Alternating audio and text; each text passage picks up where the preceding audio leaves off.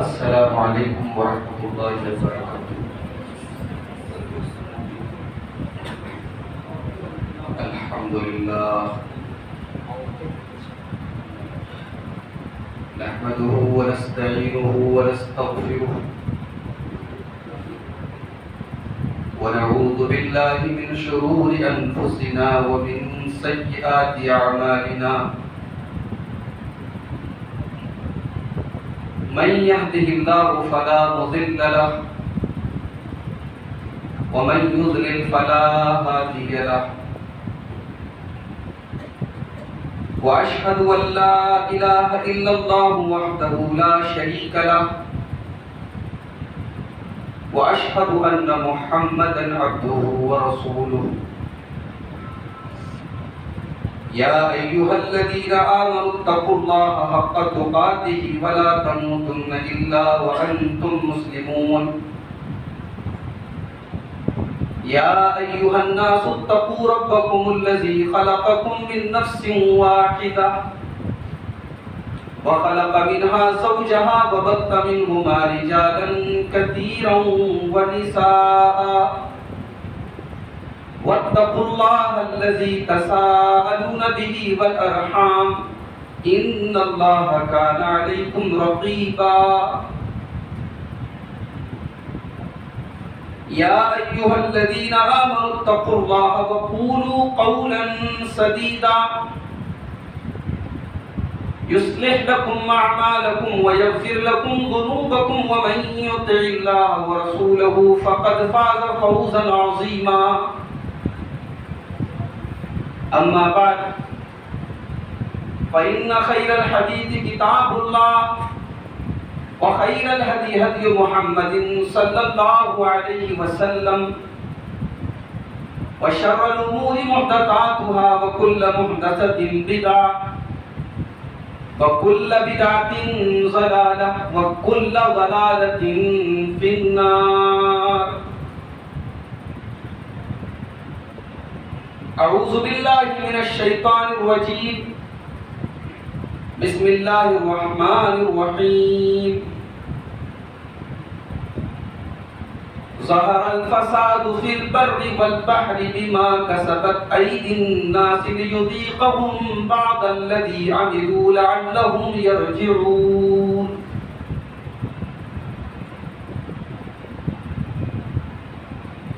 معزز علماء کرام، محترم بزرگوں، نوجوان بھائیوں، پردہ نشین ماں اور بہنوں، مرکز السلام کی طرف سے ائمہ اور دعات کی تربیت اور ان کی ٹریننگ سے متعلق یہ 2 روزہ پروگرام جو اللہ کے اس گھر میں منعقد کیا گیا اور جس کا آج دوسرا اور آخری دن ہے، یہ اس پورے علاقے کے لیے بڑی خوش نصیبی کی بات ہے۔ سماج میں ائمہ کا بڑا اہم رول ہوتا ہے۔ یہ صرف نماز کے امام نہیں ہوتے، مسجد کا جو امام ہوتا ہے وہ پوری قوم کا ایک طریقے سے پیشوا ہوتا ہے۔ اس کی ٹریننگ اور اس کو کس طریقے سے عوام کو سمجھانا ہے، نصیحت کرنا ہے، اسی طریقے سے جو دعات ہیں، جو مبلغین ہیں، انہیں سماج کے مختلف چیلنجز کو کیسے فیس کرنا ہے، اس پر ٹریننگ بہت ضروری ہے۔ اور میں مبارکباد دیتا ہوں مرکز السلام کے تمام ذمہ داروں کو، بالخصوص اپنے بڑے قابل احترام شیخ عبداللہ فیضی صاحب حفظہ اللہ کو، اور اسی طریقے سے ہمارے انتخاب بھائیوں اور جتنے بھی لوگ اس ادارے سے جڑے ہیں اور اس پروگرام کو منعقد کرنے میں جن لوگوں کا بھی جس طریقے کا بھی رول رہا ہے، میں سب کے حق میں دعا کرتا ہوں اللہ اس کوشش کو قبول فرمائے اور اس پورے خطے کے حق میں اس پروگرام کو اللہ تعالیٰ خیر و برکت کا ذریعہ بنا دے، سبب بنا دے، آمین۔ میرے بھائیوں، ایک بات سے کوئی اختلاف نہیں کر سکتا کہ اس وقت ہم جس معاشرے میں رہتے ہیں، جس سماج میں رہتے ہیں، یہ سماج بگڑا ہوا سماج ہے۔ اس سماج میں بہت ساری برائیاں ہیں، قدم قدم پہ اصلاح کی ضرورت ہے، لیکن سب سے بڑا سوال یہی ہے کہ سماج کو کیسے سدھارا جائے، معاشرے کی کیسے اصلاح کی جائے، سماج کی برائیوں کو کیسے ختم کیا جائے۔ میں چاہتا ہوں کہ آج اس ٹاپک پر کہ معاشرے کی اصلاح کا کیا طریقہ ہونا چاہیے، میں اس تعلق سے کچھ اہم پوائنٹس آپ کے سامنے بیان کروں۔ جب ہم قرآن و سنت پر غور کرتے ہیں تو غور کرنے کے بعد یہ بات معلوم ہوتی ہے کہ معاشرے کی اور سماج کی اصلاح کے لیے جو سب سے پہلی اور سب سے بنیادی چیز ہے وہ یہ ہے کہ ہر شخص سب سے پہلے اپنی اصلاح کرے۔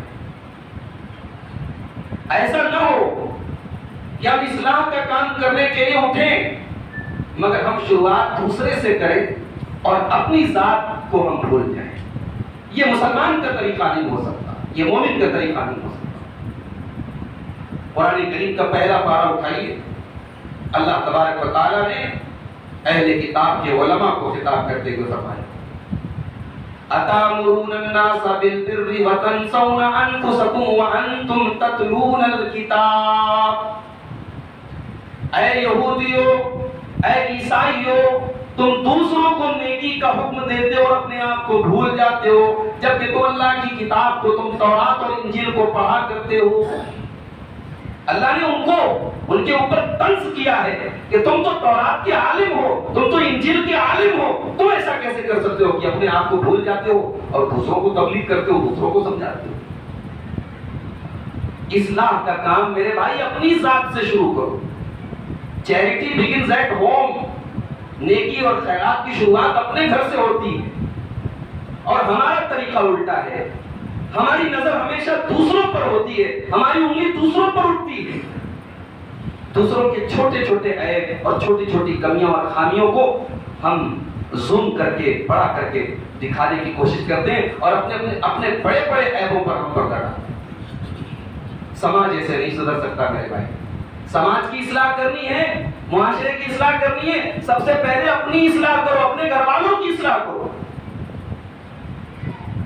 ہمارے نبی صلی اللہ علیہ وسلم کے اوپر جب قرآن کی پہلی 5 آیتیں نازل ہوئی، اللہ نے آپ کو نبی بنایا اور آپ گھبرائے گھر آئے، اور اس کے بعد اللہ کے مشن میں آپ لگ گئے تو اللہ تعالیٰ نے پہلا آرڈر اپنے نبی کو کیا دیا، وَأَنذِرْ عَشِيرَتَكَ الْأَقْرَبِينَ۔ اے نبی اپنے قریبی رشتہ داروں کو، اپنے گھر والوں کو، اپنے خاندان والوں کو تم ڈراؤ، انہیں جہنم کی آگ سے باخبر کرو۔ اے نبی تم اپنے خاندان والوں کو، اپنے چچا کو، اپنی پھوپھی کو، اپنی بیٹی کو، اپنے گھر والوں کو تم جہنم کی آگ سے ڈراؤ۔ سورہ شعراء کی جب یہ آیت نازل ہوتی ہے، نبی اکرم صلی اللہ علیہ وسلم کوہ صفا کے اوپر چڑھ جاتے ہیں، صفا پہاڑی کے اوپر چڑھ جاتے ہیں، اور اللہ کے نبی نام لے لے کر اپنے خاندان والوں کا، اپنے چچا کا، اپنی پھوپھی کا، اپنی بیٹی کا، سب کو باخبر کرتے ہیں، انقذوا انفسکم من النار، اپنے آپ کو جہنم کی آگ سے بچا لو۔ سب سے پہلے اپنے آپ کو اور اپنے گھر والوں کو، نبی کو بھی حکم دیا گیا کہ اپنے آپ کو اور اپنے گھر والوں کو جو ہے ان کی اصلاح کی طرف توجہ کرو۔ قرآن مجید کا 16واں پارہ اٹھاؤ، سورہ مریم کے اندر اللہ تعالیٰ حضرت اسماعیل علیہ السلام کا ذکر کرتا ہے، وَاذْكُرْ فِي الْكِتَابِ إِسْمَاعِيلَ إِنَّهُ كَانَ صَادِقَ الْوَعْدِ وَكَانَ رَسُولًا نَبِيًّا وَكَانَ يَأْمُرُ أَهْلَهُ بِالصَّلَاةِ۔ میرا بندہ اسماعیل اللہ کا سچا رسول تھا، نبی تھا، اور اس کی ایک بڑی اہم کوالٹی تھی کہ وَكَانَ يَأْمُرُ أَهْلَهُ بِالصَّلَاةِ، اپنے گھر والوں کو نماز کا حکم دیتا۔ یہ چیز آج ہمارے اندر نہیں ہے میرے بھائی۔ ہم اپنی اور اپنے گھر والوں کی اصلاح سے غافل اور چاہتے ہیں کہ سماج سدھر جائے۔ جی نہیں، سماج ایسے نہیں سدھرے گا۔ ہر آدمی کو اپنی اور اپنے پریوار کی فکر کرنی ہوگی۔ میرے گھر میں کوئی حرام کام تو نہیں ہو رہا ہے، میری بیوی کوئی غلط کام تو نہیں کر رہی، میرا بیٹا نماز پڑھ رہا ہے کہ نہیں پڑھ رہا ہے، میری بیٹی بے پردہ تو نہیں نکل رہی گھر سے۔ یہ چنتا اور فکر آپ کو ہونی چاہیے میرے بھائی۔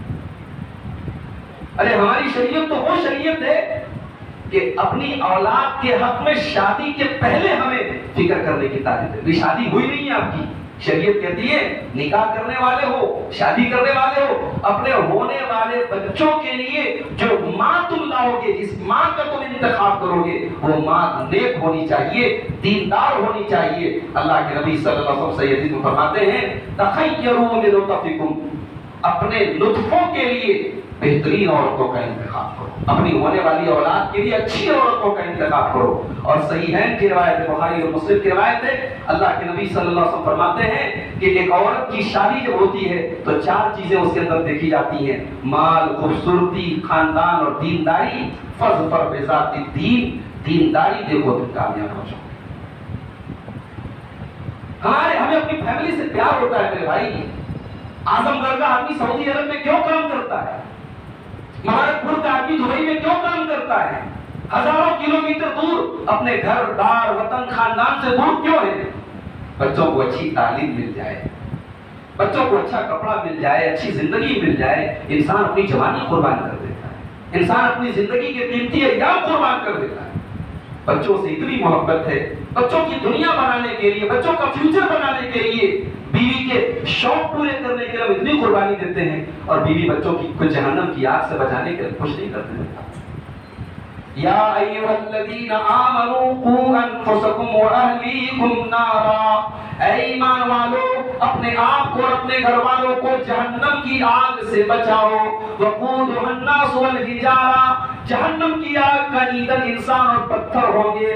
علیہا ملائکۃ غلاظ شداد لا یعصون اللہ ما امرہم، اور اس جہنم کی نگرانی کرنے والے، اس جہنم کی چوکیداری کرنے والے جو فرشتے ہوں گے وہ بڑے سخت ہوں گے، بڑے خطرناک ہوں گے. وہ کسی کے ساتھ کوئی نرمی نہیں کریں گے، کوئی مرحمت نہیں کریں گے. اپنے آپ کی اور اپنے گھر والوں کو جہنم کی آگ سے بچانے کی فکر کرو. اللہ اکبر. آج کتنے گھروں میں باپ نمازی ہے، بیٹا نماز نہیں پڑھتا، باپ کو کوئی فکر نہیں.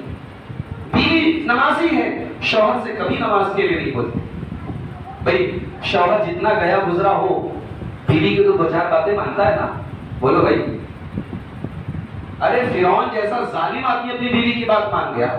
وہ بچہ جب آیا، حضرت موسیٰ علیہ السلام جب فرعون کی بیوی کی گود میں آئے تو فرعون کی بیوی اپنے شوہر سے بولی عَسَىٰ أَن يَنفَعَنَا أَوْ نَتَّخِذَهُ وَلَدًا قُرَّةُ عَيْنٍ لِّي وَلَكَ.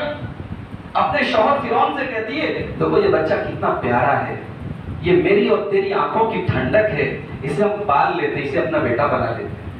فرعون بہت بڑا ظالم تھا، مگر بیوی کے سامنے ڈھیر ہو گیا، بیوی کی بات مان گیا. حالانکہ فرعون کو پتا تھا، اس کے دربار کے جادوگروں نے، کاہنوں نے بتایا تھا کہ تیری سلطنت میں ایک بچہ پیدا ہوگا جو تجھے برباد کرے گا، ختم کرے گا. اور اسی ڈر سے اس نے بنی اسرائیل کے سارے بچوں کو قتل کرنے کا آرڈر دیا تھا. مگر بیوی کی بات مان گیا. عورت کی بات میں کتنی طاقت ہوتی ہے، بیوی کی بات. تو بیوی اگر چاہے تو بے نمازی کو نمازی بنا دے، بیوی چاہے تو شرابی کی شراب چھوڑوا دے. تو ایک بیوی کی ذمہ داری ہے کہ شوہر اگر دین سے دور ہے اور جہنم کی طرف جا رہا ہے، بیوی اپنے شوہر کو بچائے. بڑی پیاری حدیث ہے، میں اکثر سناتا ہوں اپنی تقریروں میں. سنن نسائی کی روایت ہے، اللہ کے پیارے نبی صلی اللہ علیہ وسلم فرماتے ہیں رحم اللہ امرأ قام من اللیل، اللہ کی رحمت نازل ہو اس آدمی کے اوپر جو رات میں اٹھ کر کے تہجد کی نماز پڑھتا ہے، جو رات میں اٹھ کر کے قیام اللیل کرتا ہے. وَأَيْقَظَ امْرَأَتَهُ، اور اپنی بیوی کو بھی اٹھاتا ہے. فَإِنْ أَبَتْ، اگر بیوی انکار کر دیتی ہے، نَزَعَ فِي وَجْهِهَا الْمَاءَ، تو اپنی بیوی کے چہرے پر پانی چھڑک دیتا اور اس کو اٹھاتا ہے کہ چل تو بھی میرے ساتھ تہجد پڑھ. اور آگے اللہ کے رسول فرماتے ہیں وَرَحِمَ اللَّهُ امْرَأَةً قَامَتْ مِنَ اللَّيْلِ، اور اللہ کی رحمت نازل ہو اس عورت کے اوپر جو رات میں اٹھ کر کے قیام اللیل کرتی ہے، تہجد پڑھتی ہے. وَأَيْقَظَتْ زَوْجَهَا، اور اپنے شوہر کو اٹھاتی ہے. شوہر اگر انکار کر دے، شوہر نہ اٹھے، تو شوہر کے اوپر پانی ڈال کر کے شوہر کو اٹھاتی ہے. ایسا پریوار اگر بن جائے میرے بھائی، ایسی فیملی بن جائے، سماج سدھر جائے. سماج اس کے بغیر نہیں سدھر سکتا. جب تک آپ کے اندر یہ لگن نہ پیدا ہو جائے کہ مجھے اپنے بیوی بچوں کی اصلاح کرنی ہے، مجھے اپنی اصلاح کرنی ہے. صحابہ کرام دوسروں سے پہلے اپنی اصلاح کرتے تھے. ہمارا تو فتویٰ جب بھی چلتا ہے دوسروں پر چلتا ہے, اپنے اوپر کوئی فتویٰ لگاتا ہے کیا؟ بولو بھائی, ہمیشہ ہم دوسروں پر فتویٰ لگاتے ہیں, فلاں آدمی کافر ہے, فلاں آدمی منافق ہے, فلاں آدمی یہ ہے, فلاں آدمی وہ ہے. بھائی تم کیا ہو؟ اپنی بھی تو فکر کرو. صحیح مسلم کی روایت ہے, اللہ کے رسول کے ایک صحابی ہیں حضرت حنظلہ رضی اللہ تعالیٰ, یہ گھر سے نکلے, راستے میں حضرت ابوبکر سے ملاقات ہوئی. لگ رہا ہے کہ 2 دن سے آپ لوگ تقریر سنتے سنتے اور واعظ و نصیحت سنتے سنتے کم تھک گئے, چہرے پر بڑی تھکان نمایاں ہو رہی ہے. لگ رہا ہے مجھے اپنی تقریر تھوڑی مختصر کرنی پڑے گی. مسکرا بھی نہیں رہے آپ لوگ, مسکرانے کا بھی ٹیکس لگ رہا ہے. کہیے تو میں GST وغیرہ پے کر دوں بھائی, تھوڑا سا مسکرا دیجیے آپ لوگ. تو آپ غور کریں کیا جی حضرت حنظلہ رضی اللہ تعالیٰ ان کی ملاقات حضرت ابوبکر سے ہوتی ہے, دعا سلام ہوتی ہے, خیر خیریت ہوتی ہے. تو حضرت ابوبکر سوال کرتے ہیں کہ حنظلہ کیا حال ہے, کیسے ہیں آپ؟ تو حضرت حنظلہ بہت بڑے صحابی ہیں, یہ ان صحابہ میں سے ہیں جو کاتبین وحی میں سے تھے, جو اللہ کے رسول کے اوپر قرآن لکھا اترتا تھا اس قرآن کو لکھنے والوں میں سے تھے. تو حضرت حنظلہ کہتے ہیں کہ بھائی میں تو منافق ہو گیا ہوں. کیا کہتے ہیں؟ میں تو منافق ہو گیا. نافق حنظلہ, حنظلہ منافق ہو گیا. ارے کیا بات کر رہے ہیں آپ؟ اتنے بڑے صحابی ہیں اللہ کے رسول کے اور آپ کہہ رہے ہیں منافق ہو گیا؟ کیوں ایسا کہہ رہے ہیں, کیا بات ہے؟ کہا کیا ہے ابوبکر, مجھے ایک بات بتاؤ, جب ہم اللہ کے رسول کی مجلس میں ہوتے ہیں اور اللہ کے رسول صلی اللہ علیہ وسلم ہمیں جنت کے بارے میں بتاتے ہیں, جہنم کے بارے میں بتاتے ہیں, ہمیں ایسا لگتا ہے کہ جنت کو اپنی آنکھوں سے دیکھ رہے ہیں, جہنم کو اپنی آنکھوں سے دیکھ رہے ہیں. لیکن اے ابوبکر, جب ہم گھر جاتے ہیں آفسنا الازواج, اور بیویوں کے ساتھ ہم لگ جاتے ہیں, والاولاد, بچوں کے ساتھ ہم لگ جاتے ہیں, والسیئات, اور دنیا کے کاموں میں لگ جاتے ہیں. اے ابوبکر پھر وہ کیفیت ختم ہو جاتی ہے, پھر دل کا وہ عالم نہیں رہتا ہے, پھر جنت نظر نہیں آتی, پھر جہنم نظر نہیں آتی. تو اے ابوبکر یہ تو منافق کی پہچان ہے, یہ تو منافق کی علامت ہے کہ کبھی تو دل کے اندر بہت اللہ کا ڈر ہے اور کبھی دل کے اندر اللہ کا کوئی ڈر نہیں ہے. تو اے ابوبکر مجھے ایسا لگ رہا ہے کہ میں منافق ہو گیا ہوں. اللہ, ایک صحابی کو اپنی فکر ہو رہی کہ میں منافق تو نہیں ہو گیا. بھائی کبھی ایسی سوچ ہمارے اندر پیدا ہوئی کیا؟ کبھی رات میں سونے کے پہلے ہم نے کبھی یہ سوچا کہ اسی حال میں ہم مر گئے تو اللہ کو کیا جواب دیں؟ ہم جو دن رات اللہ کے حق میں کوتاہیاں کرتے ہیں, اللہ کی نافرمانیاں کرتے ہیں, گناہ کرتے ہیں, کبھی بستر پہ لیٹنے کے پہلے کبھی سوچو کہ اسی حال میں اللہ نے اٹھا لیا, اور اللہ تو کبھی بھی اٹھا سکتا ہے نا. کورونا کے دور میں تو ہمیں دکھا دیا کتنے بڑے بڑے علماء دنیا سے چلے, اور جو علماء جا رہے ہیں اللہ کی قسم ان کا کوئی بدل ہمیں نظر نہیں آ رہا ہے. اور خاص طور سے اللہ ہم سب پر رحم فرمائے, ہماری جماعت اہل حدیث کے جو علماء جا رہے ہیں, بڑی چوٹی کے علماء, علامہ صلاح الدین یوسف رحمۃ اللہ علیہ, اور ابھی حال میں آپ دیکھیے شیخ آر کے نور عمری مدنی حفظہ رحمہ اللہ, یہ وہ علماء ہیں جو چوٹی کے عالم تھے, دنیا سے جا رہے ہیں, اور بہت ایج بھی نہیں ہے, کوئی 50 سال 45 سال 40 سال میں جا رہے ہیں. تو میرے بھائی حنظلہ رضی اللہ تعالیٰ عنہ کو اپنی فکر ہوئی میں منافق تو نہیں ہو گیا. ابوبکر صدیق نے کہا بھائی بات تو تم صحیح کہہ رہے ہو, یہ بات تو میں بھی محسوس کرتا ہوں, چلو اس مسئلے کو اللہ کے رسول صلی اللہ علیہ وسلم سے ڈسکس کرتے ہیں. صحیح مسلم کی روایت ہے, یہ دونوں لوگ اللہ کے پیارے نبی کے پاس پہنچے, اے اللہ کے نبی ایسا ایسا معاملہ ہے اور ہمیں ایسا لگتا ہے کہ ہم منافق ہو گئے ہیں. نبی اکرم فرماتے ہیں نہیں, اے حنظلہ, اے ابوبکر, تم غلط فہمی کے شکار ہو, ایسا نہیں ہے. جب تم میری مجلس میں بیٹھتے ہو اور جنت کا ذکر ہوتا ہے, جہنم کا ذکر ہوتا ہے, اور تمہیں ایسا لگتا ہے کہ جنت آنکھوں کے سامنے, جہنم آنکھوں کے سامنے. اے ابوبکر, اے حنظلہ, لو انکم تدومون علی ذالک, اگر وہ کیفیت ہمیشہ رہے گی, اگر اللہ کا خوف اس طریقے کا ہر وقت رہے گا, تو تم اتنے بڑے نیک بن جاؤ گے, اتنے بڑے متقی بن جاؤ گے, اتنے پرہیزگار بن جاؤ گے. لصافحتکم الملائکۃ فی طرقکم, فرشتے تم سے اتر کر کے مصافحہ کرنے آ جائیں گے. اتنے نیک بن جاؤ گے کہ تمہارے گھروں میں آ کر کے فرشتے تم سے مصافحہ کریں گے. مگر یہ پاسبل نہیں ہے اے حنظلہ، اے ابو بکر، یہ ممکن نہیں ہے۔ انسان کے دل میں ہر وقت اللہ کا اتنا ڈر اور خوف نہیں رہ سکتا، ولیکن ساعتاً فساعتاً، انسان کبھی دنیا کے کاموں میں مشغول ہے، کبھی بیوی بچوں کے ساتھ لگا ہے، دل کی وہ کیفیت ہر وقت نہیں رہتی ہے۔ اس سے یہ سمجھنا کہ میں منافق ہو گیا، یہ تمہاری غلط فہمی ہے، غلط خیالی سے دل سے نکال دو۔ یہ واقعہ بیان کرنے کا مقصد یہ ہے میرے بھائی، صحابہ کو اپنی فکر پہلے ہوتی تھی، وہ اپنی اصلاح پر پہلے توجہ دیتے تھے، وہ اپنے گھر والوں کی اصلاح پر پہلے توجہ دیتے تھے۔ ہم سماج کی اصلاح کرنا چاہتے ہیں، سماج کو سدھارنا چاہتے ہیں، کہ پہلا کام ہمیں اور آپ کو کرنا ہوگا کہ اپنی اور اپنے گھر والوں کی اصلاح سے ہمیں شروعات کرنی۔ ٹھیک ہے، کلیئر ہے بات؟ آگے بڑھتے ہیں۔ دوسرا پوائنٹ، موضوع بہت اہم ہے، آپ لوگ تھوڑے تھکے ہوئے ہیں لیکن سن لیجئے، برداشت کر لیجئے، تھوڑی دیر برداشت کر لیجئے مجھے۔ دوسرا پوائنٹ، ہمیں سماج کو سدھارنا ہے، معاشرے کی اصلاح کرنی ہے۔ دوسرا پوائنٹ یہ ہے کہ ہم جتنی محنت اپنے ظاہر پر کر رہے ہیں، اتنی محنت اگر ہم اپنے باطن پر کریں، اپنے دل پر کریں، تو سماج سدھر جائے۔ بھائی عبدالغفار صاحب بنارس سے اتنی بہترین صدری پہن کر کے آئے ہے نا، ہمارے شیخ امیلوں سے تشریف لا رہے ہیں، عبداللہ صاحب، عبداللہ فیضی سے، تمام علماء کرام ماشاءاللہ بہترین شیروانی، صدری، کرتا پہن کے، ہم لوگ سب اچھا کپڑا پہنتے ہیں، اچھا چشمہ لگاتے ہیں، خوبصورتی۔ ہم اپنے ظاہر پر کتنی محنت کر رہے ہیں۔ ہماری خواتین تو ماشاءاللہ ایک ایک گھنٹے میک اپ کرتی ہیں، شوہر بیچارے کے لیے تو کبھی میک اپ نہیں ہوتا، اور شادیوں میں جانا ہو تو ایک ایک گھنٹہ میک اپ ہوتا ہے۔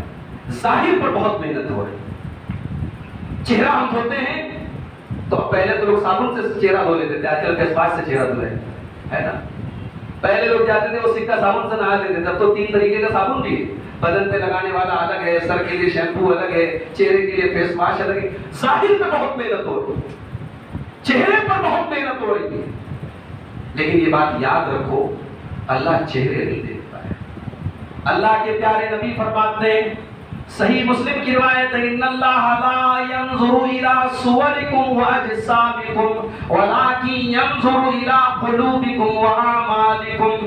اللہ تبارک و تعالی تمہارے چہرے نہیں دیکھتا، اللہ تبارک و تعالی تمہارے جسم نہیں دیکھتا، بلکہ اللہ تبارک و تعالی تمہارے دلوں کو دیکھتا اور تمہارے عمل کو دیکھتا ہے۔ اللہ کو تو دل چاہیے میرے بھائی، اللہ کو دل چاہیے، اور وہ دل ایسا دل جس دل میں ریاکاری نہ ہو، جس دل میں شرک نہ ہو، جس دل میں اخلاص ہو، جس دل میں اللہ کا ڈر ہو، اللہ کو وہ دل چاہیے۔ دل پر کوئی محنت نہیں ہو رہی، چہرے کے لیے ہزاروں روپے کی ہم کریم لا رہے، ارے بھائی یہ دل سخت ہو گیا ہے، یہ گناہ کرتے کرتے، اے اللہ کی نافرمانیاں کرتے کرتے یہ دل سخت ہو گیا، اس دل کو نرم کرو، اس دل پر محنت کرو۔ اللہ نے یہودیوں کو مخاطب کرتے ہوئے فرمایا، ثم قست قلوبکم من بعد ذالک، اے یہودیوں تم اللہ کی نافرمانی کرتے کرتے کٹھور ہو گئے ہو، تمہارے دل سخت ہو گئے، فہی کالحجارۃ او اشد قسوہ، تمہارے دل تو پتھروں کے جیسے ہو گئے، بلکہ پتھروں سے بھی زیادہ سخت ہو گئے۔ پتھر کے اندر بھی تھوڑی نرمی آ جاتی ہے، مگر انسان کا دل جب سخت ہو جاتا ہے تو پتھر سے بھی زیادہ کٹھور ہو جاتا ہے۔ دل پر محنت کرنے کی ضرورت ہے میرے بھائی، اللہ دل کو دیکھتا ہے۔ اے بلال کے پاس کوئی خوبصورت چہرہ تو نہیں تھا، بلال تو کالے تھے، حبشی تھے، مگر بلال کے پاس جو دل تھا وہ دل اتنا قیمتی تھا کہ عرب کی تپتی ہوئی ریت پر بھی بلال کے سینے میں جب گرم پتھر رکھا جاتا تھا اور بلال سے کہا جاتا تھا بلال تو توحید کو چھوڑ دے، تو ایمان کو چھوڑ دے، تو بلال کی زبان سے الفاظ نہیں نکلتے تھے، بڑی مشکل سے ایک لفظ نکلتا تھا، بلال کہتے تھے احد، میرا رب ایک ہے، میرا معبود ایک ہے۔ بلال کون سے اسمارٹ تھے، بلال کون سے ہینڈسم تھے، لیکن بلال کے سینے میں دھڑکنے والا جو دل تھا وہ دل بڑا اجلا تھا میرے بھائی۔ دل پر محنت کرو۔ اللہ کے پیارے نبی فرماتے ہیں، الا ان فی الجسد مضغۃ اذا صلحت صلح الجسد كله واذا فسدت فسد الجسد كله۔ انسان کے شریر میں، انسان کی باڈی میں، انسان کے جسم میں ایک چیز ایسی ہے، اگر وہ صحیح ہے تو انسان صحیح ہے، وہ چیز گڑبڑ ہے تو انسان گڑبڑ ہے، اور وہ چیز انسان کا دل ہے۔ ابراہیم خلیل اللہ اللہ کی بارگاہ میں دعا کرتے ہیں، وَلَا تُخْزِنِي يَوْمَ يُبْعَثُونَ، اے اللہ تو مجھے قیامت کے دن رسوا نہ کرنا، ذلیل نہ کرنا، يَوْمَ لَا يَنفَعُ مَالٌ وَلَا بَنُونَ، قیامت کے دن کسی نہ مال کام آئے گا نہ اولاد کام آئے گی، الا من اتى اللہ بقلب سلیم، قیامت کے دن وہی آدمی کامیاب ہوگا جو اللہ کی بارگاہ میں صاف ستھرا دل لے کر کے آئے گا۔ دلوں میں ہم گندگیاں بھرے بیٹھے ہیں، چہرے بڑے خوبصورت ہیں، کپڑے بڑے صاف ہیں۔ بھائی صحابہ کے کپڑے بہت خوبصورت تو نہیں تھے، پیوند لگے رہتے تھے ان کے کپڑوں میں، ان کے چہرے تو گرد و غبار سے آلودہ رہتے تھے، مگر وہ ان کے دل بڑے صاف تھے۔ اللہ کے نبی فرماتے ہیں، صحیح مسلم کی روایت ہے، کم من اشعث اکبر مدفون بالابواب، کتنے لوگ ایسے ہیں چہرے پر گرد و غبار دھول لگی ہوئی ہے، بال پرا گندا ہے، کپڑے میلے کچیلے ہیں، کسی کے دروازے پہ جائیں لوگ دھکا دے کے بھگا دیں، لیکن اتنے نیک ہیں، اتنے اللہ والے ہیں، لو اقسم علی اللہ لابرہ، کہ اگر اللہ کی قسم کھا کے کوئی بات کہہ دے، اللہ کا نام لے کے کوئی بات کہہ دے تو اللہ ان کی بات کو خالی نہیں ہونے دیتا، اللہ ان کی بات کو پورا فرماتا ہے۔ تو دل پر محنت کرو گے میرے بھائی، سماج کی اصلاح کرنا ہے تو یہ دوسرا کام کرنا پڑے گا۔ تیسری چیز، سماج کو سدھارنا ہے، سماج کی اصلاح کرنی ہے۔ کل جمعہ کا دن ہے، سورہ کہف آپ پڑھیں گے انشاءاللہ، پڑھیں گے نا؟ بھائی آج کل واٹس ایپ پر زیادہ لوگ بزی ہیں، ٹائم کم ملتا ہے، ٹائم نکالیں میرے بھائی میری مائیں بہنیں، ٹائم نکالیں، تھوڑے پراٹھے کچھ کم بنا لیں لیکن سورہ کہف پڑھ لیں، 20 منٹ لگے گا، 15 منٹ لگے گا۔ سورہ کہف کی تلاوت جب آپ کریں گے اس کی آخری آیت میں اللہ تعالیٰ نے دو باتوں کا ذکر کیا، فَمَنْ كَانَ يَرْجُو لِقَاءَ رَبِّهِ فَلْيَعْمَلْ عَمَلًا صَالِحًا وَلَا يُشْرِكْ بِعِبَادَةِ رَبِّهِ أَحَدًا، جو اپنے رب سے ملاقات کرنا چاہتا ہے، جو جنت میں جانا چاہتا ہے، جو اللہ کی بارگاہ میں کامیاب ہونا چاہتا ہے، وہ دو کام کر لے، فَلْيَعْمَلْ عَمَلًا صَالِحًا، وہ ایسا عمل کرے جو نیک عمل ہو، جو عمل صالح ہو۔ اللہ نے یہ نہیں کہا خوب عمل کر لے، معاف کیجئے گا، اللہ کو کوانٹیٹی سے مطلب نہیں، اللہ کو کوالٹی سے مطلب ہے۔ پڑھنے کو تو لوگ 100 رکعت نماز بھی پڑھتے ہیں۔ ابھی یہ شعبان کا مہینہ چل رہا ہے، اس کے پہلے کون سا مہینہ تھا؟ بولو بھائی، فروری تھا، رجب تھا، ہم لوگوں کو تو جنوری فروری زیادہ یاد ہے۔ تو رجب کی 27 تاریخ کو ایک روزہ رکھا جاتا ہے، ہزاری روزہ، کہتے ہیں اس ایک روزے کا ثواب 1000 روزے کا برابر ملتا ہے۔ اچھا کیوں ملتا ہے؟ بولے 27 رجب کو اللہ کے نبی کو معراج ہوئی تھی۔ میں آپ کو بتا دوں کہ اللہ کے نبی کو معراج کب ہوئی تھی، تاریخ چھوڑ دو، مہینہ چھوڑ دو، کس سن میں ہوئی تھی سن بھی فکس نہیں ہے، مورخین کا زبردست اختلاف ہے، سن فکس نہیں ہے، تاریخ چھوڑ دو، مہینہ چھوڑ دو، ہم لوگوں نے 27 رجب کی تاریخ بھی بنا لی، اس دن روزہ بھی رکھ لیا اور روزے کی فضیلت بھی بنا لی، تو عمل ہو رہا ہے، لیکن اس عمل کے اوپر جناب محمد رسول اللہ صلی اللہ علیہ وسلم کی مہر نہیں ہے، اور جس عمل کے اوپر میرے نبی کی مہر نہ ہو وہ عمل تو ہے لیکن عمل صالح نہیں ہے۔ اللہ نے کیا کہا؟ کامیاب ہونا ہے تو تمہیں وہ عمل کرنا پڑے گا جو عمل صالح ہو، جو اللہ کی نظر میں نیک عمل ہو، جو رسول کی نظر میں نیک عمل ہو۔ شعبان کا مہینہ آ چکا ہے، 15 شعبان کی رات آئے گی، بہت سارے ہمارے مسلمان بھائی روزہ بھی رکھیں گے اور رات بھر وہ عبادت کریں گے، قبرستان میں جا کر کے اپنے مردوں کے لیے مغفرت کی دعا کریں گے اور کہتے ہیں کہ یہ بہت عظیم رات ہے۔ اگر یہ اتنی عظیم رات ہے تو میرے نبی کیوں نہیں شب برات کی رات میں، میرے نبی نے جاگ کر کے کیوں نہیں عبادت کی، صحابہ نے کیوں نہیں جاگا اس رات میں؟ اور میں ایک بات اکثر کہتا ہوں، جب کوئی بدعت آتی ہے تو کوئی نہ کوئی سنت چلی جاتی ہے۔ فرض نماز کے بعد دعا کرنے کا ثبوت الگ سے تو نہیں ہے، لیکن دعا کے بارے میں عام جو دلائل ملتے ہیں چلو ان کی روشنی میں کہا جا سکتا ہے، جائز ہے کہ فرض نماز کے بعد اگر انفرادی طور پر لوگ ہاتھ اٹھا کے دعا کرنا چاہیں کر لیں، اجتماعی دعا کا تو کوئی ثبوت نہیں ملتا۔ اب یہ بدعت جب ہمارے سماج میں آئی، امام صاحب نے سلام پھیرا، ہاتھ اٹھا کے دعا شروع کی سارے لوگوں نے، امام کی دیکھا دیکھی ہاتھ اٹھائے، اجتماعی دعا کرنے لگے، نتیجہ یہ نکلا یہ بدعت آئی تو نبی کی ایک سنت چلی گئی۔ اللہ کے نبی کی سنت کیا تھی؟ آپ جب سلام پھیرتے تھے اللہ اکبر استغفر اللہ استغفر اللہ استغفر اللہ پڑھتے تھے، آپ اللہم انت السلام پڑھتے تھے، رب انی علی ذکرک پڑھتے تھے، اللہم لا مانیہ پڑھتے تھے، آیت الکرسی پڑھتے تھے، سورہ فلق اور سورہ ناس پڑھتے تھے، 33 بار سبحان اللہ، 33 بار الحمدللہ، 34 بار اللہ اکبر، یہ سارے اذکار اور رات ختم ہو گئے، بدعت آئی سنت گئی۔ ہم نے شب برات میں جاگنے کو سنت اور عبادت سمجھ کے جاگنا شروع کیا، نتیجہ یہ نکلا رمضان آتا ہے، رمضان کی وہ 5 تاپ راتیں آتی ہیں، ہمارے مسجدوں میں ہمارے گھروں میں عبادت کرنے والے آٹے میں نمک کے برابر ہوتے ہیں۔ جن راتوں میں ہمارے نبی جاگا کرتے تھے، جن راتوں میں ہمارے نبی اپنے گھر کی عورتوں کو جگایا کرتے تھے، جن راتوں میں صحابہ جاگا کرتے تھے، ان راتوں میں مسلمان سو رہا ہے، اور جس رات کی فضیلت میں کوئی صحیح حدیث نہیں ہے اس رات کو ہم نے عظیم رات بنا دیا ہے۔ یہ ہوتا ہے بدعت کا نیگیٹو پوائنٹ، بدعت آتی ہے سنت چلی جاتی ہے۔ اللہ تعالیٰ نے کہا کامیاب ہونا ہے تو تم وہ عمل کرو جو عمل صالح ہوتے ہیں۔ ایک واقعہ یاد آیا، اس کو امام دارمی نے اپنی مسند کے اندر روایت کے، صحیح واقعہ ہے۔ عبداللہ ابن مسعود رضی اللہ تعالیٰ عنہ کوفہ کی مسجد میں آئے، دیکھا کہ بہت سارے لوگ حلقہ بنا کر کے اللہ کا اجتماعی ذکر کر رہے ہیں، یعنی مل کر کے سب کے آگے کنکریاں رکھی ہیں اور کنکری اٹھا اٹھا کے الحمدللہ الحمدللہ الحمدللہ اس طریقے سے اجتماعی ذکر کر رہے ہیں۔ حضرت عبداللہ بن مسعود بہت ناراض ہوئے، کہیں کیا کر رہے ہو تم لوگ؟ عبداللہ بن مسعود کا دور ظاہر ہے کہ صحابہ کا دور تھا، تو ان لوگوں نے بڑے ادب سے کہا کہ اے ابو عبد الرحمن، ہم لوگ کوئی غلط کام نہیں کر رہے ہیں، یہ کنکری ہمارے سامنے رکھی، ہم کنکری اٹھا اٹھا کے گن رہے ہیں اور سبحان اللہ پڑھ رہے ہیں، الحمدللہ پڑھ رہے ہیں، اللہ اکبر کا اللہ کا ذکر کر رہے ہیں۔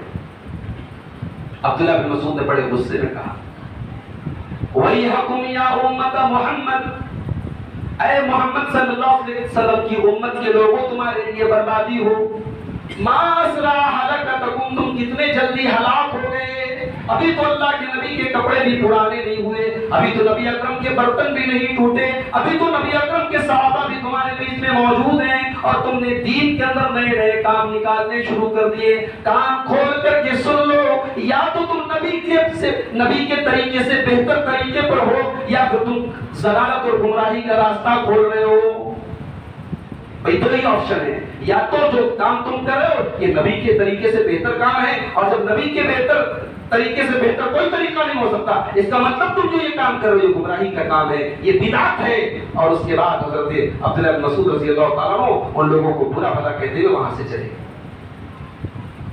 تو بدعت جب تک سماج میں رہے گی بھائی، سماج کی اصلاح نہیں ہو سکتی۔ یہ بات ہمیں سمجھنی پڑے گی کہ ہم بدعت کے ذریعے اللہ کو راضی نہیں کر سکتے۔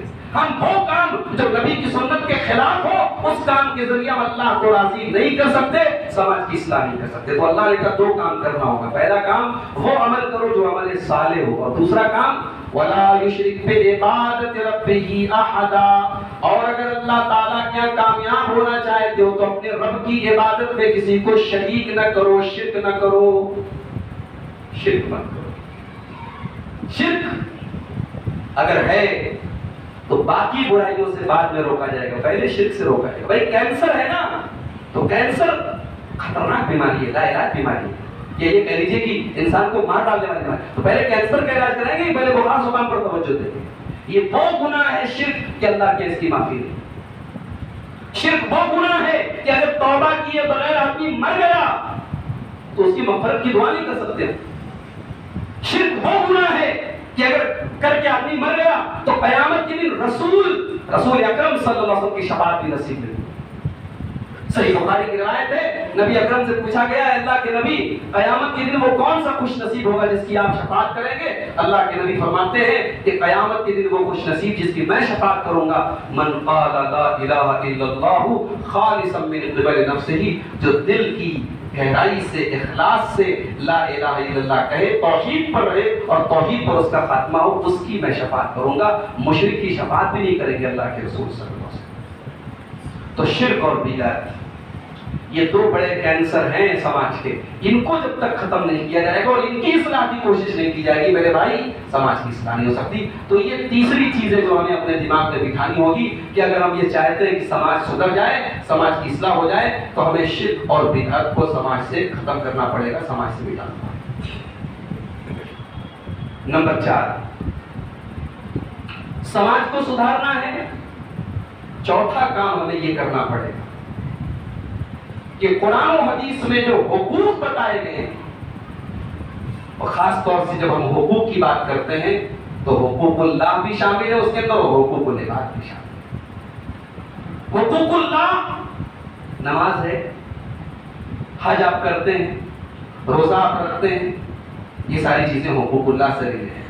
حقوق العباد، بندوں کے حقوق، ماں باپ کے حقوق، اولاد کے حقوق، بیوی کے حقوق، بچوں کے حقوق، پڑوسی کے حقوق، مسلمان کے حقوق، غیر مسلم کے حقوق، یہ سارے حقوق العباد ہیں۔ حقوق کے تعلق سے ہمارا کیا حال ہے؟ سورہ نساء کی آیت نمبر 36 پر اسی مسجد میں نے خطاب کیا، تو اس آیت کو آج ایک بار پھر آپ یاد کریں۔ اللہ تعالیٰ نے ایک آیت کے اندر تمام اہم حقوق کو اکٹھا کر دیا۔ وَاعْبُدُوا اللَّهَ وَلَا تُشْرِكُوا بِهِ شَيْئًا، اللہ کی عبادت کرو، اللہ کے ساتھ شرک مت کرو۔ وَبِالْوَالِدَيْنِ احسانا، والدین کے ساتھ احسان کرو۔ والدین کے ساتھ ہمارا کیا سلوک ہے؟ ماں مر جائے اس کا کوئی بدل نہیں ہے، باپ چلا جائے اس کا کوئی بدل نہیں، جب تک زندہ ہے ان کی قدر کرو، ان کی خدمت کرو میرے بھائی۔ غلط ہو، ان کی رائے غلط ہو، ان کا نظریہ غلط ہو، وہ آپ کے ساتھ کچھ زیادتی بھی کر دیں، وہ اللہ کیا جواب دیں گے؟ آپ اپنا حق ادا کریں، آپ اپنا حق ادا کریں، والدین کا غصہ نظر انداز کریں، والدین کی سختی نظر انداز کریں، ناانصافی کر دیں تب بھی نظر انداز کریں، اللہ کے حوالے کر دیں، آپ اپنا حق ادا کریں۔ خوش نصیب ہے اگر آپ کو والدین ملے ہیں اور بڑھاپے میں ملے ہیں، ان کی خدمت کر کے اپنے آپ کو جنت کا حقدار بنا دو۔ ماں کے قدموں کے نیچے جنت بتائی گئی، والد کو جنت کا بیچ کا دروازہ قرار دیا پیارے نبی صلی اللہ علیہ وسلم۔ ان دونوں کو ناراض کرنا اللہ کو ناراض کرنا، تو اللہ نے کہا کہ اللہ کی عبادت کرو اور والدین کے ساتھ اچھا سلوک کرو۔ والیتامی، اور یتیموں کے ساتھ، یتیم وہ بچہ ہے جس کے باپ کا انتقال ہو چکا ہے، بے سہارا ہے، اس بے سہارا کے تم سہارا بن جاؤ۔ والمساکین، اور مسکینوں اور غریبوں کے ساتھ تم اچھا سلوک کرو۔ والیتامی والمساکین والجار ذی القربى، اور اس پڑوسی کے ساتھ تم بھلائی کرو جو تمہارا قریب کا پڑوسی ہے، جو تمہارا رشتہ دار ہے۔ والجار الجنوبی، اور اس پڑوسی کے ساتھ بھی تم بھلائی کرو جو تمہارا رشتہ دار نہیں ہے، اجنبی ہے، پرایا ہے، پڑوسی ہے، غیر مسلم بھی ہے تب بھی اس کا حق ہے آپ کے، غیر مسلم پڑوسی ہے لیکن آپ کے گھر میں لاک ڈاؤن میں کھانا بن رہا ہے اور وہ بیچارہ بھوکا ہے، اللہ کیا آپ کو جواب دینا؟ آپ یہ کہہ کے نہیں بچ جائیں گے کہ اللہ تعالیٰ وہ تو غیر مسلم تھا، تیرا کلمہ نہیں پڑھتا تھا، نہیں جناب، وہ آپ کا پڑوسی تھا۔ اللہ نے کہا قریبی ہو، اجنبی ہو، مسلمان ہو، غیر مسلم ہو، پڑوسی کے لیے آپ کا درد، آپ کے دل کا درد کھلا ہونا چاہیے۔ والصاحب بالجنب، اور آپ کے پہلو کا ساتھی، آپ کے سفر میں جو آپ کا ساتھی ہے، بس میں بیٹھے آپ کے بغل والا، ٹرین میں بیٹھے آپ کے بازو والا، سفر میں آپ کے ساتھ سفر کرنے والا آپ کا پہلو کا ساتھی ہے، اس کو آپ کی ذات سے تکلیف نہ پہنچے۔ وابن السبیل، مسافر آدمی ہے، مہمان آدمی ہے، آپ کے گھر میں آیا ہے، اس کی مہمان نوازی کرو، اچھا سلوک کرو۔ وما ملکت ایمانکم، تمہارے غلام ہیں، تمہاری لونڈیاں ہیں، تمہارے نوکر چاکر ہیں، تمہارے انڈر میں کام کرنے والے لوگ ہیں، تم ان کے ساتھ بھلائی کرو۔ ان اللہ لا یحب من کان مختالا فخورا، اللہ تعالیٰ گھمنڈی لوگوں کو، غرور کرنے والے لوگوں کو پسند نہیں کرتا۔ ایک آیت کے اندر اللہ تعالیٰ نے حقوق العباد کو جمع کر دیا ہے۔ میرے بھائی آج حقوق العباد کے پیپر میں ہمارے نمبر بہت کم ہیں۔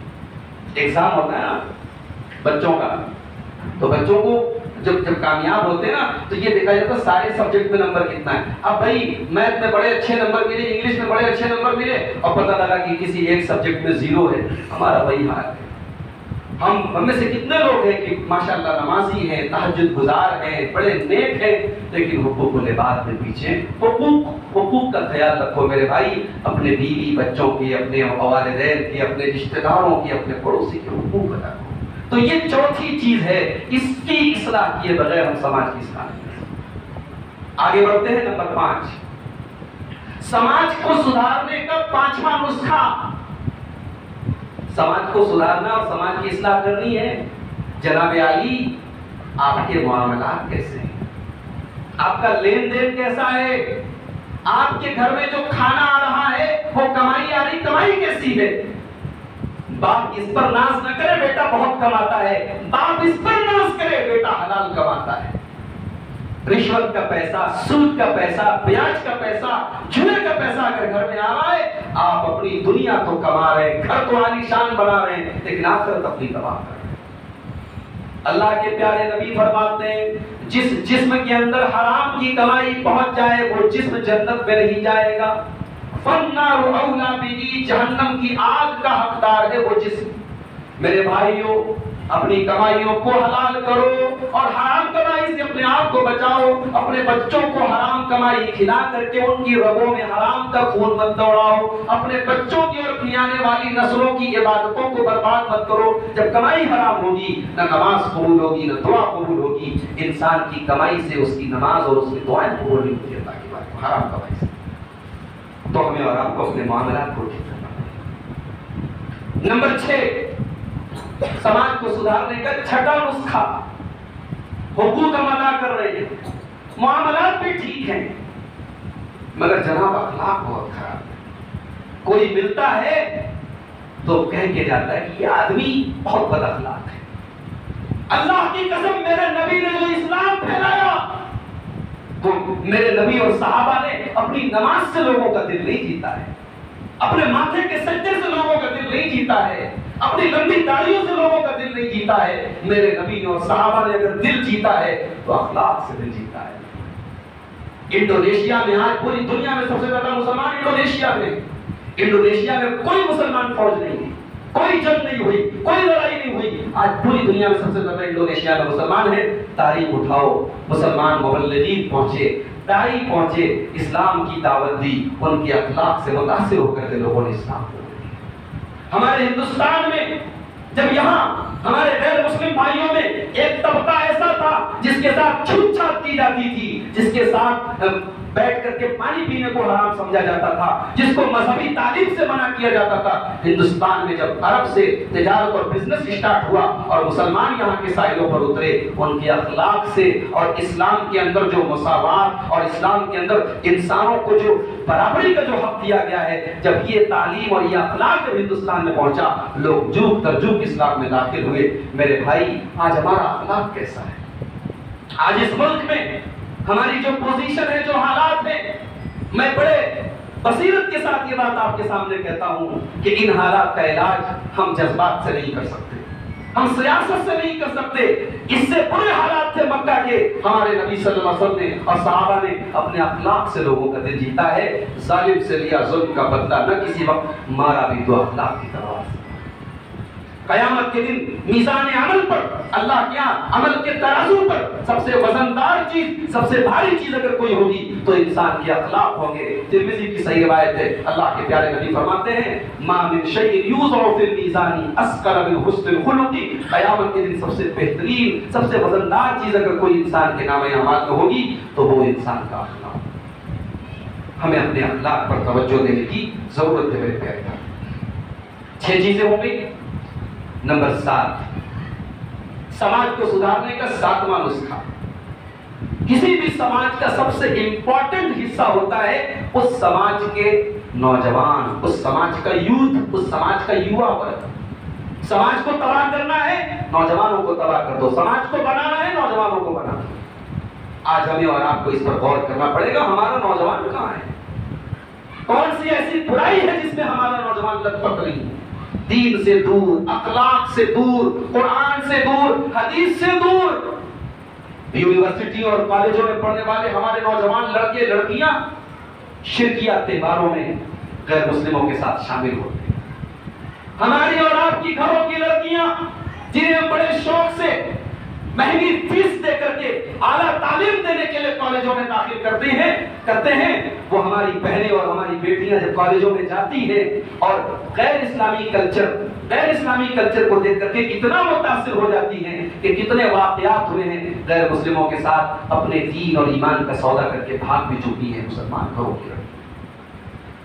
یہ ہمارے نوجوانوں کھا لیتے ہیں۔ ہمارے نوجوانوں کو ایک بات کی سمجھنی ہوگی کہ اللہ تعالیٰ کی بہت بڑی نعمت ہے جوانی کی یہ عمر، یہ 20 سال سے لے کر کے 40 سال کا دور، یہ اللہ کی بہت بڑی نعمت ہے، اور اس نعمت کا حساب اللہ کے ہمیں دینا پڑے گا۔ اللہ کے پیارے نبی صلی اللہ علیہ وسلم فرماتے ہیں قیامت کے دن انسان اپنی جگہ سے ہل نہیں سکتا جب تک 5 سوالوں کا جواب نہ دے دے۔ ان 5 سوالوں میں ایک سوال یہ بھی کیا جائے گا وَعَنْ شَبَابِهِ فِيمَا أَبْلَىٰ، میرے بندے تجھے ہم نے جوانی دی تھی، تو نے اپنی جوانی کو کہاں گزارا؟ آج کہاں ہیں اصحاب کہف کے جیسے نوجوان جو بادشاہ وقت کی آنکھوں میں آنکھیں ملا کر کے کہتے ہیں لن نشرک بربنا احدا، ہم شرک نہیں کر سکتے؟ کہاں ہے وہ نوجوان جو حضرت ابراہیم علیہ السلام کی طرح باطل سے آنکھوں میں آنکھیں ملا کر کے مناظرہ کریں اور چیلنج کریں اور شرک کو پاش پاش کر کے رکھیں؟ کہاں ہے حضرت مصعب ابن عمیر کے جیسے نوجوان؟ وہ مصعب ابن عمیر جو مکہ کا سب سے اسمارٹ اور ہینڈسم نوجوان ہے۔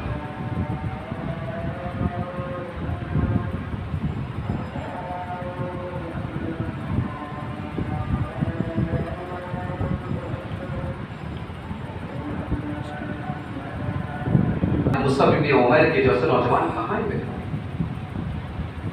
وہ مکے کے بڑے خوبصورت نوجوان تھے، بڑے اسمارٹ تھے، فیشنیبل تھے۔ ان کے بارے میں تاریخ اور سیرت کی کتابوں میں لکھا ہے کہ مصعب ابن عمیر اتنے شوقین تھے کپڑے کے، ان کے کپڑے امپورٹڈ ہوتے تھے اس زمانے میں۔ وہ مکے کا کپڑا نہیں پہنتے تھے، یمن کا کپڑا پہنتے تھے۔ باہر سے ان کے جوتے آتے تھے، اور جو خوشبو لگا کے وہ مکہ کی گلیوں میں چلتے تھے ویسی خوشبو پورے مکہ میں کوئی نہیں لگاتا۔ بڑے شوقین تھے۔ اسلام قبول کیا، ماں نے گھر سے نکال دیا، باپ نے منہ پھیر لیا، وہ عیش و عشرت کی زندگی ختم ہو گئی، اور وہی مصعب ابن عمیر پھٹے پرانے پیوند لگے کپڑوں میں گرد و غبار سے آلودہ ہو کر کے مکہ کی گلیوں میں چلے۔ صحابہ کرام کو دیکھ کر ٹھنڈی سانسیں بھرتے ہیں کہ اللہ، یہ وہی مصعب ابن عمیر ہے جو کل مکے کا سب سے خوبصورت کپڑا پہن کر اور سب سے بہترین خوشبو لگا کے مکہ کی گلیوں میں گھوما کرتا ہے۔ اور یہی مصعب ابن عمیر ہے جن کو اللہ کے نبی صلی اللہ علیہ وسلم نے اپنا سفیر بنا کر کے، اپنا ایمبیسڈر بنا کر کے ان کو مدینہ بھیجا کہ اے مصعب جاؤ اور تم مدینہ کے لوگوں کو اسلام کی تبلیغ کرو۔ مدینہ اللہ کے رسول بعد میں پہنچے ہیں، لیکن نبی کے آنے کے پہلے مدینہ کے ماحول کو اسلام کے لیے سازگار بنانے والے مصعب ابن عمیر ہیں۔ انہوں نے اپنی تبلیغ سے، اپنی محنت سے، اپنی کوشش سے مدینہ کے لوگوں کو اسلام کا گرویدہ بنا دیا، اسلام کی طرف مائل کر دیا۔ اور یہی مصعب ابن عمیر جب غزوہ احد میں شہید ہوتے ہیں میرے بھائیوں، اتنی غربت کا عالم ہے، مسلمانوں کے اتنی پریشانی کا عالم ہے کہ جب ان کو کفنایا جانے لگتا ہے تو کفن کی جو چادر ہوتی ہے وہ چونکہ یہ لمبے تڑنگے تھے وہ چادر ان کے لیے چھوٹی پڑ جاتی ہے، اور دوسری کسی چادر کا انتظام نہیں ہے۔ سر کو ڈھانپا جا رہا ہے، پیر کھل رہا ہے، پیر کو ڈھانپا جاتا ہے، سر کھل رہا ہے۔ کسی طریقے سے سر کو ڈھانپا گیا اور پیر کے اوپر گھاس وغیرہ ڈال کر کے ان کو دفنایا گیا۔ یہ صحابہ کرام ہیں میرے بھائی، ان کی جوانیاں اللہ کے لیے تھیں، ان کی جوانیاں اللہ کے دین کے لیے تھیں، اور ہماری جوانیاں زنا کے اڈوں پہ گزر رہی ہیں، ہماری جوانیاں شراب کے اڈوں پہ گزر رہی ہیں، ہماری جوانیاں کھاؤ پیو انجوائے کرو اس میں گزر رہی ہے۔ میرے بھائیوں، میرے نوجوان ساتھیوں، زندگی کا مقصد صرف کھانا کمانا اور انجوائے کرنا نہیں ہے۔ اگر زندگی کا یہی مقصد ہے تو ہمارے اور جانوروں کے بیچ میں کیا فرق ہے؟ میری زندگی کا مقصد تیرے دین کی سرفرازی، میں اسی لیے مسلمان، میں اسی لیے نمازی۔ قل ان صلاتی و نسکی و محیای و مماتی للہ رب العالمین ہے۔ نبی آپ کہہ دیں میری نماز، میری قربانی، میرا جینا، میرا مرنا سب اللہ رب العالمین کے لیے ہے۔ ہماری زندگی کا ایک مقصد ہے میرے بھائی، ہماری زندگی کا ایک ٹارگٹ ہے، ہم اللہ کو راضی کرنے کے لیے دنیا میں آئے ہیں۔ میرے نوجوان ساتھیوں، جب تک ہم اپنی اصلاح نہیں کریں گے سماج کی اصلاح نہیں ہو سکتی۔ اور 8ویں چیز یہ ہے کہ مسلمانوں کے اندر آج جو برائیاں پائی جا رہی ہیں اس میں اگر ہم غور کریں تو برائیوں کو اگر ہم 2 حصوں میں 2 پارٹ میں بانٹ دیں تو آدھی ایسی برائیاں ہیں جن کا تعلق ہماری خواتین سے۔ کسی نے بڑا اچھا جملہ کہا تھا عورتوں کے بارے میں کہ المرأۃ نصف الامہ، عورت جو ہوتی ہے یہ پوری امت کا آدھا حصہ ہوتی ہے۔ بھئی دنیا کے اگر انسانوں کی برادری کے انسانوں کی آبادی کے 2 حصے کر دو، آدھا مرد آدھا عورتیں ہیں۔ नियर अबाउट करीब है। तो औरत उम्मत का आधा हिस्सा है, वतलिदु निस्फल बाकी, और बाकी आधे हिस्से को जन्म देने वाली भी यही औरत है। औरत की इस्लाह समाज की इस्लाह है, औरत का बिगाड़ समाज का बिगाड़। ये औरत अगर चाहे तो फिरौन के महल में रह करके भी ईमान पर कायम रह सकती है। फिरौन जैसे जालिम के घर में अल्लाह ने आसिया को पैदा किया, वो आसिया जिसने अल्लाह की तौहीद के लिए फिरौन का महल छोड़ दिया, फिरौन की जिंदगी का जो ऐशो आराम था वो छोड़ दिया, फिरौन का जुल्म और सितम सहा और अल्लाह की बारगाह में दुआ करती है, वो अल्लाह की बंदी रब्बिब्नी इन्नका बैतन फिल जन्नह, ऐ अल्लाह तेरी तौहीद के लिए मैंने फिरौन का महल छोड़ा है, परवरदिगार तू जन्नत में मुझे महल अता कर।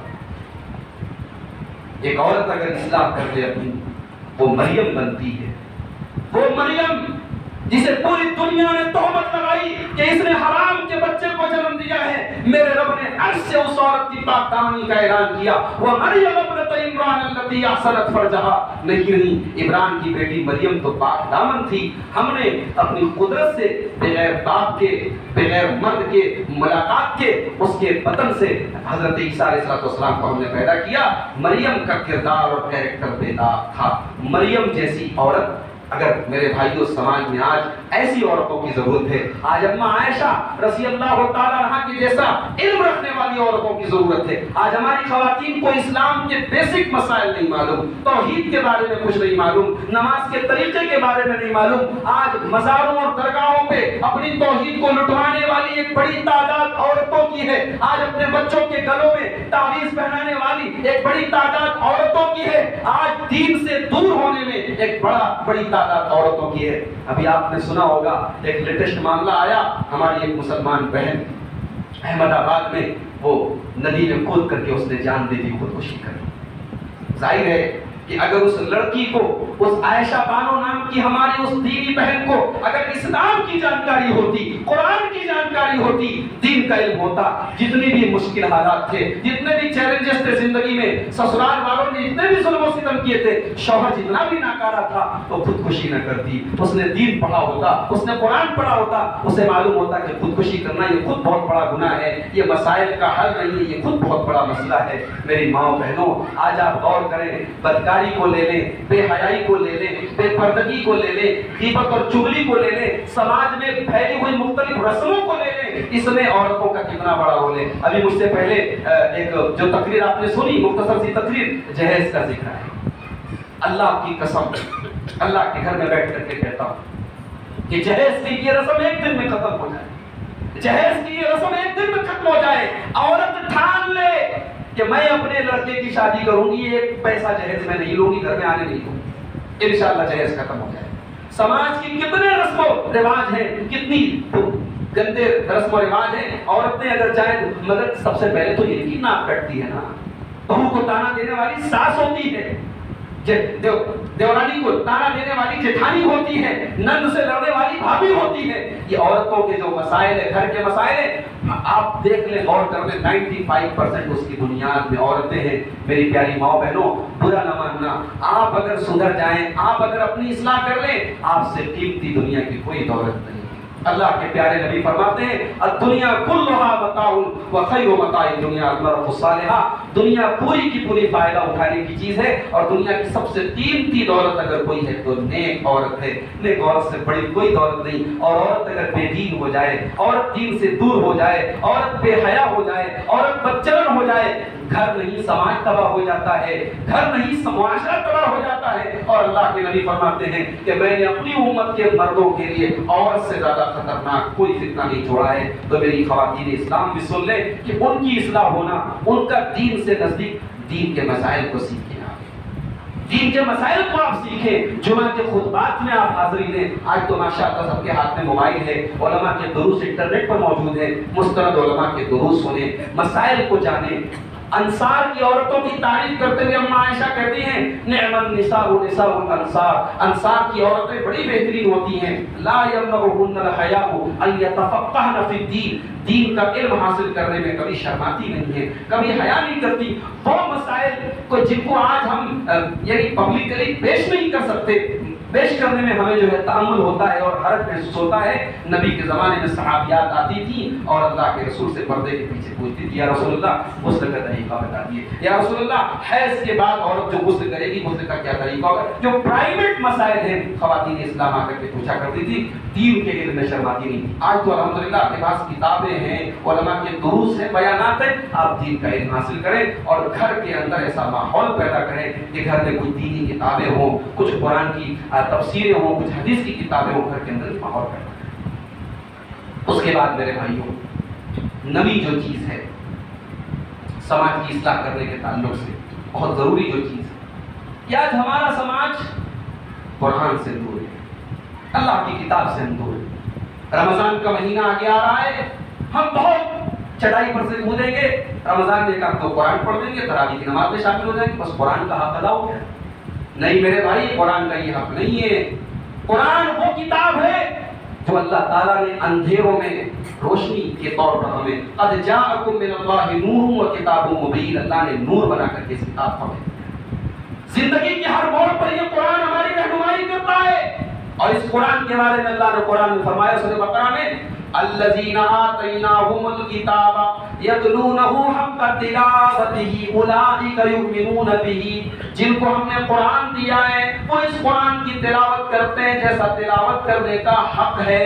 اس آیت کی تفسیر میں عبداللہ بن مسعود رضی اللہ تعالیٰ عنہ کہتے ہیں قرآن کی تلاوت کا حق یہ ہے قرآن کے حلال کو حلال جانا جائے، قرآن کے حرام کو حرام جانا جائے، اور قرآن کے پیچھے تلاوت کا ایک مطلب ہوتا ہے پیچھے پیچھے چلنا، قرآن کے پیچھے پیچھے چلا جائے، قرآن کو اپنا رہبر بنایا جائے۔ میرے بھائیوں، آج وسیم رضوی جیسے خبیث نے قرآن کی 26 آیتوں کو لے کر کے سپریم کورٹ میں جب رٹ دائر کی، عرضی دائر کی، ہم جو ہے جذبات میں آ گئے۔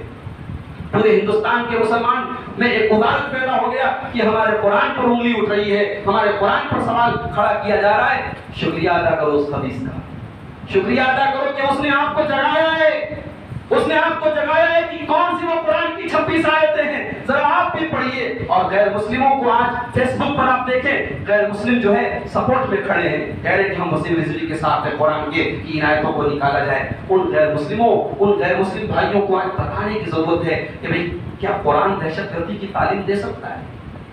کسی بھی چیز کو آپ کانٹیکسٹ اور بیک گراؤنڈ سے کاٹ کر کے غلط مطلب بیان کریں۔ بھئی چھری ہے، ہمارے گھر میں چھری رہتی ہے، ہم چھری سے پھل اور سبزی بھی کاٹتے ہیں اور چھری سے کسی کی گردن بھی کاٹی جا سکتی ہے، تو اگر چھری کا کوئی غلط استعمال کرے تو چھری کا تو قصور نہیں ہے، استعمال کی غلطی ہے نا۔ اب قرآن کی آیتوں کو آپ کانٹیکسٹ اور بیک گراؤنڈ سے کاٹ کر کے غلط مطلب بیان کریں اور یہ تعلیم دیں کہ قرآن ہنسا کی اور تشدد کی تعلیم دیتا ہے، تو میرے بھائیوں آج وسیم رضوی نے جو یہ مدعا اٹھایا ہے، ہمیں اور آپ کو ایک تنبیہ دی ہے کہ ہم اس قرآن کے قریب آئیں۔ اس قرآن کو صرف برکت کی کتاب ہم نے بنا کے رکھ دیا، قرآن کو تبرک کی کتاب بنا کے دے۔ قرآن کی برکت قرآن کو پڑھنے میں ہے، قرآن کو چومنے میں نہیں ہے۔ قرآن کی برکت قرآن پر عمل کرنے میں ہے، قرآن کو تعویذ بنا کے گلے میں لٹکانے میں نہیں ہے۔ میرے بھائیوں، کیا قرآن دہشت گردی کی تعلیم دے سکتا ہے؟ سورہ توبہ کی آیت نمبر 6 اٹھائیے، اللہ فرماتا ہے جنگ کے میدان میں لوگ کہتے ہیں everything is fair in love and war, پیار اور جنگ میں سب کچھ جائز ہے۔ میرا رب قرآن میں کہتا ہے نہیں، جنگ میں سب کچھ جائز نہیں ہے، جنگ میں سب کچھ جائز نہیں ہے۔ جنگ کا میدان ہے، مسلمان کی کافر کے ساتھ، دشمنوں کے ساتھ جنگ ہو رہی ہے۔ میرا رب قرآن کی سورہ توبہ کی آیت نمبر 6 میں کہتا ہے وَإِنْ أَحَدٌ مِّنَ الْمُشْرِكِينَ اسْتَجَارَكَ فَأَجِرْهُ حَتَّى يَسْمَعَ كَلَامَ اللَّهِ، کوئی مشرک آپ سے پناہ طلب کرے اسے پناہ دے دو۔ جنگ کے میدان میں بھی کوئی مشرک مسلمانوں کے پاس آ جائے غلطی سے اور پناہ طلب کر لے تو مسلمان کو لازم ہے کہ اس کو پناہ دے دے۔ پھر آگے اللہ کہتا ہے حتی یسمع کلام اللہ، اس مشرک کو بھی اللہ کا کلام سناؤ، مشرک کو اللہ کا کلام سناؤ۔ آج ہم کتنے مشرکوں کو اللہ کا کلام سناتے ہیں، ہم نے کتنے مشرکوں تک اللہ کے کلام کو پہنچایا؟ قرآن کہہ رہا ہے اس مشرک کو اللہ کا کلام سناؤ، ثم ابلغه مأمنه، اور پھر اس کو امن کی جگہ پہنچاؤ۔ کوئی دنیا کی کوئی قوم جنگ کے میدان میں کوئی اخلاق برتنے کی تعلیم نہیں دیتی۔ میرے نبی کہتے ہیں جنگ کے میدان میں کسی بچے کو قتل نہ کرو، کسی بوڑھے کو قتل نہ کرو، کسی درخت کو آگ مت لگاؤ، کسی عورت پر ہاتھ مت اٹھاؤ، کسی کے مذہبی عبادت خانے کو مت توڑو۔ میرا اسلام، میرے نبی، میرا قرآن تو جنگ کے میدان میں بھی اخلاق کی تعلیم دیتے ہیں۔ دنیا کی ہر قوم کہتی ہے دشمنی کرو تو دشمنی میں حد نہیں ہوتی، دشمنی کی کوئی لمٹ نہیں ہوتی۔ میرا رب قرآن میں کہتا ہے لا یجرمنکم شنآن قوم علی الا تعدلوا اعدلوا هو اقرب للتقوی۔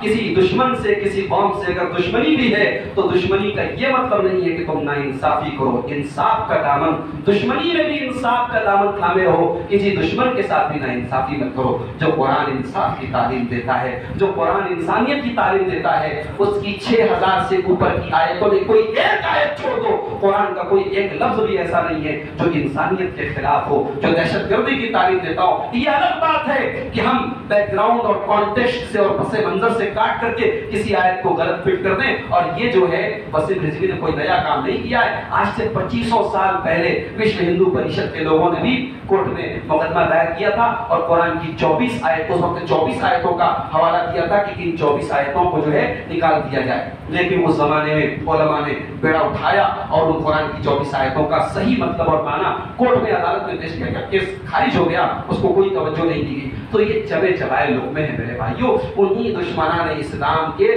چبے چبائے لقموں کو یہ آدمی جو ہے اس وقت پھینک کر کے شہرت حاصل کر رہا ہے۔ ہمیں اور آپ کو کیا چاہیے کہ اس موقع پر ہم قرآن کے ساتھ اپنا تعلق ہم دیکھیں کہ قرآن کے ساتھ ہمارا تعلق کیا ہے، قرآن کو ہم کتنا پڑھتے ہیں اور کتنا اپنے گھر والوں کو قرآن کو پڑھاتے ہیں۔ اگر ہم صرف اتنا طے کر لیں کہ کچھ نہیں، ہم صرف روزانہ ایک ہی آیت صحیح ہم قرآن کی پڑھیں گے اور قرآن کی اس ایک آیت پر ہم عمل کرنے کی کوشش کریں گے، اگر ہم اتنا عزم کر لیں تو انشاءاللہ اس کی برکت ہم اپنی زندگیوں میں محسوس کریں گے۔ قیامت کے دن ہمارے رسول صلی اللہ علیہ وسلم اسی بات کا شکوہ کریں گے، وقال الرسول یا رب ان قوم اتخذوا هذا القرآن مهجورا۔ قیامت کے دن رسول کہیں گے اللہ میری اس قوم نے قرآن کو چھوڑ دیا تھا۔ تو قرآن کے ساتھ رمضان کا مہینہ آ رہا ہے، ہم قرآن کی کوئی اچھی سی مستند تفسیر لے لیں، قرآن کو سمجھنے کی کوشش کریں، اپنے بچوں کو بھی قرآن پڑھائیں۔ اگر ہم نے آج تک قرآن نہیں پڑھا ہے، قرآن کی تلاوت کرنا بھی ہمیں نہیں آتا ہے، بھائی صاحب اچھی اچھی چیزیں سیکھنے کے لیے ہم ٹیچر لگاتے ہیں، ٹیوشن لگاتے ہیں، قرآن سے عظیم چیز کوئی نہیں۔ قرآن کے لیے ٹیوشن لگائیں، کسی استاد سے بات کریں، مولوی صاحب سے بات کریں، حافظ صاحب سے بات کریں، لیکن قرآن کو ضرور سیکھیں۔ اس دنیا سے اس حال میں نہ جائیں کہ اللہ کے یہاں یہ کہہ دے بھائی ہم نے قرآن نہیں پڑھا تھا۔ قرآن کو پڑھنا اور سیکھنا یہ فرض ہے ہم سب کے لیے۔ تو یہ نئی چیز ہے سماج کی اصلاح کرنے کے لیے۔ اور آخری چیز بیان کر کے بات ختم کرتا ہوں، سماج کی اصلاح کرنا ہے تو 10واں اور سب سے اہم اور سب سے آخری کام ہمیں اور آپ کو یہ کرنا ہے میرے بھائیوں کہ اپنے دل میں فکر آخرت پیدا کریں، اپنے دل میں دنیا کی محبت اور دنیا کا حرص اور دنیا کی لالچ جو اس قدر جم چکی ہے کہ ہم آخرت سے بے نیاز ہو چکے ہیں، اللہ کو بھول چکے ہیں، اللہ کی بارگاہ میں حساب دینے کا ڈر ہمارے دل سے نکل چکا ہے۔ یہ ڈر ہمیں پیدا کرنے کی ضرورت ہے۔ آج کورونا کے اس دور میں جب ہمارے سامنے کتنے جنازے جا رہے ہیں، کیا ہم نے موت کو یاد کیا؟ کیا ہم نے قبر کے عذاب کو یاد کیا؟ کیا ہم نے قیامت کے دن کی گرمی کو یاد کیا؟ آج اس گرمی میں مارچ اپریل کے مہینے میں ہم گرمی برداشت نہیں کرتے، مئی جون کی گرمی میں ہم تڑپنے لگتے ہیں، کیا قیامت کے دن کی گرمی ہم برداشت کریں گے؟ اس دن کی دہشت اور وحشت سے ہم اس کا ڈر محسوس کریں اور اس دن کی تیاری کریں۔ نبی اکرم سے پوچھا گیا، ابن ماجہ کی روایت ہے، اے اللہ کے نبی ای المؤمنین اقیس، سب سے ہوشیار اور سمجھدار مسلمان کون سا ہے؟ پیارے نبی نے فرمایا اکثرهم ذکرا للموت، جو سب سے زیادہ موت کو یاد کرنے والا۔ جب کوئی گناہ کرنے کا ارادہ پیدا ہو دل میں، جب کوئی غلط کام کرنے کا دل میں خیال پیدا ہو، یہ سوچو کہ یہ گناہ کرتے ہوئے اگر میری موت ہو گئی، یہ زنا کرتے ہوئے میری موت ہو گئی، یہ شراب پیتے ہوئے میری موت ہو گئی، تو میں اللہ کو کیا جواب دوں گا؟ یہ احساس اگر دل میں ہم پیدا کر لیں میرے بھائیوں تو بہت سارے مسائل انشاءاللہ حل ہو جائیں گے۔ فکر آخرت، آج اللہ کا ڈر اور قیامت کے دن کی پیشی کا ڈر اگر یہ پیدا ہو جائے، سماج کی بہت ساری برائیاں آٹومیٹک ختم ہو جائیں گی۔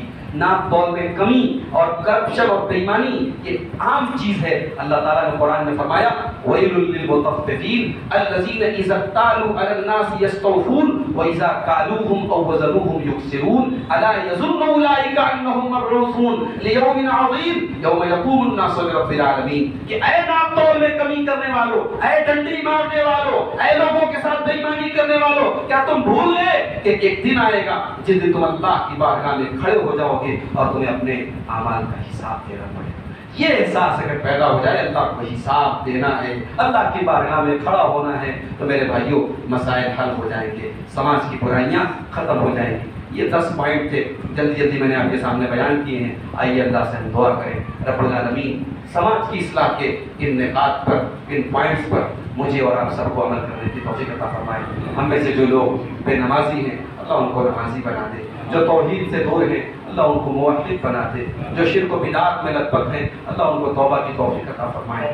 رب العالمین سب کو اپنے نبی کے طریقے پر چلنے والا بنا دے، نبی اکرم کی سچی محبت ہمارے دلوں میں پیدا فرما دے، نبی اکرم کے اہل بیت کی، نبی اکرم کے صحابہ کی اور تمام نیک بندوں کی محبت ہمارے دلوں میں پیدا فرما دے۔ رب العالمین یہ جو تربیتی پروگرام منعقد ہوا ہے، اس پروگرام کو ہم سب کی زندگیوں میں خیر و برکت کا ایک سبب اور ذریعہ بنا دے۔ رب العالمین اس پروگرام کو جن بھائیوں نے منعقد کیا ہے اور جن کا تعاون رہا ہے اس پروگرام میں، اللہ ان کے مال میں، ان کے اہل و عیال میں اور ان کی زندگی میں برکت عطا فرمائے۔ اور جتنے امام اور خطباء اور معلمین اور مبلغین اس پروگرام میں شامل ہوئے ہیں، اللہ تعالیٰ ان کی زندگی میں اور ان کے کاموں میں اللہ تعالیٰ برکت عطا فرمائے۔ کورونا اور ہر قسم کی وبا اور بیماری سے اللہ ہم سب کی حفاظت فرمائے، ہمارے ملک کی حفاظت فرمائے۔ ہم میں سے جو لوگ بیمار ہیں اللہ ان کو شفائے کاملہ عطا فرمائے، جو روزی روٹی سے پریشان ہیں اللہ ان کے کاروبار میں برکتیں عطا فرمائے، آمین۔ والسلام علیکم ورحمۃ اللہ وبرکاتہ۔